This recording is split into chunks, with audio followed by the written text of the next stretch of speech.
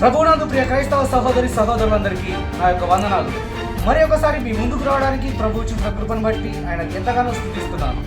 ముందుగా మీ ముందు బైబిల్లోని ఒక వచనాన్ని పంచుకోవాలని ఆశపడుతున్నాను. ఆ వాక్యాన్ని మీరు జ్ఞాపకం పెట్టుకోండి. దాని గురించి చివరిలో మనం క్లుప్తంగా మాట్లాడుకుందాం. మత్తయి సువార్త 24వ అధ్యాయము 24వ వచనము. అబద్ధపు క్రీస్తులను అబద్ధపు ప్రవక్తలను వచ్చి సాధ్యమైతే ఏర్పరచబడిన వారిని సహితము మోసపరచుటకై గొప్ప సూచక క్రియలను మహత్య కార్యములను కనబరిచెదరు. ఇక సూటిగా విషయంలోకి వెళ్తే గత 6 నెలలుగా యూసీవీసీ మినిస్ట్రీస్ వారు చేస్తున్న దుర్బోధనపై అవగాహన సదస్సు అనే కార్యక్రమాన్ని వారు నిర్వహిస్తున్నారు. దుర్బోధనపై అవగాహన సదస్సు అని ఏ కార్యక్రమాలు అయితే మీరు చేస్తున్నారో నిజంగా ప్రజలను దుర్బోధన నుండి రక్షించడానికా, లేక ప్రజలను దుర్బోధ సదస్సులు అని చెప్పి తప్పుతో పట్టించడానికా, లేక మీ పాపులారిటీ యూసీవీసీ పీటర్ గారు పాపులారిటీ సంపాదించడానికా? దేనికి బ్రదర్ గత 6 నెలల క్రితమే అడిగాము. ఈ 5 రకాల బోధల గురించే మీరు 10 సంవత్సరాలుగా మాట్లాడుతున్నారు. అలాగే మళ్ళీ తిరిగి ఇప్పుడు మీరు దుర్బోధనపై అవగాహన సదస్సు అంటే అదే 5 రకాల బోధల గురించి మీరు మాట్లాడుతున్నారు. ఎందుకు అనవసరంగా మీ యొక్క టైమును అలాగే మీ యొక్క డబ్బును వృధా చేస్తున్నారు? మీరు మిగతా అనేక రకాల బోధలు చాలా ఉన్నాయి కదా, వాటి గురించి మీరు ఎందుకు మాట్లాడలేదు? ఓహో, ఇప్పుడు జరుగుతున్న వాటి గురించి మాట్లాడితే మిమ్మల్ని తంతారానా, లేక డిబేట్లకు మరియు చర్చలకు మిమ్మల్ని పిలవరానా, లేక వారి చర్చిలకు స్పెషల్ గెస్ట్గా మిమ్మల్ని పిలవరని భయపడుతున్నారా, లేక వాళ్ళ పిల్లలు ఉన్నారే అదే వాళ్ళ ఫాలోవర్స్ వాళ్ళతో మిమ్మల్ని యూట్యూబ్లో అటాక్ చేపిస్తారని భయపడుతున్నారా, లేకపోతే మళ్ళీ అక్క కంప్లైంట్ ఇస్తారని మీరు భయపడుతున్నారా? ఏంటి అక్కంటే గుర్తు రావట్లేదా? అదే రోస్టింగు, కేసులు, అలాగనే భయపడుతూ చెట్టు తప్పుకొని మేలు పెట్టారుగా.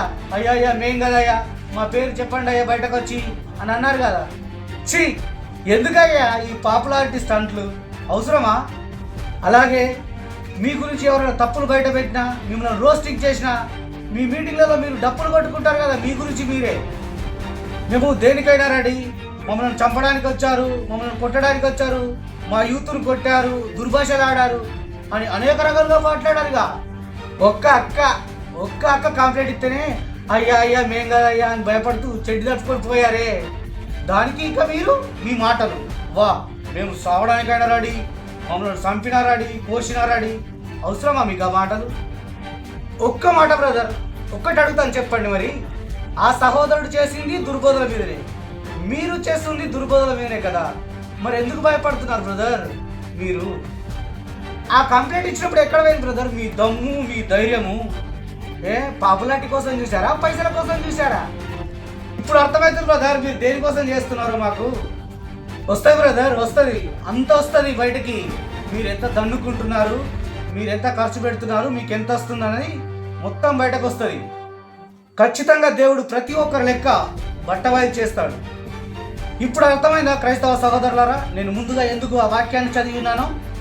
ఏదైతే బైబిల్లో ఉందో మాట, ఏర్పరచబడిన వారు సహితము మోసపరచబడదురని, అది ఈ యూసీవీసీ వారిని చూస్తే అర్థమైపోతుంది. అంత బాగానే ఉండే, ఎవరి పరిచర్య వారు చేసుకుంటున్నారు, ఎవరి సువార్త వారు చేసుకుంటున్నారు. ఇది చూసి ఓర్వలేని సాతానుగాడు ఈ యూసీవీసీ వారి ద్వారా వాడి యొక్క కార్యాన్ని నెరవేర్చి ఉన్నాడు. దుర్బోధలని, సిద్ధాంతాలని, వీరు అది వీరు ఇది అని సంఘాల మధ్య సమాధానం లేకుండా చేస్తున్నారు. ఈరోజు మనం యూట్యూబ్లో చూసినట్లయితే ఒక్క సంఘానికి ఇంకొక సంఘానికి అసలు కలవట్లేదు. అంతెందుకండి, మీరుంటున్న ప్రాంతంలోనే పక్క సంఘంకి వెళ్ళి మాట్లాడే పరిస్థితి లేదు. ఇదంతా ఈ యూసీవీసీ వారు పెట్టిన చిచ్చు కాదా? మీది ఆ సిద్ధాంతం, మాది ఈ సిద్ధాంతం అని తన్నుకు చేస్తున్నారు.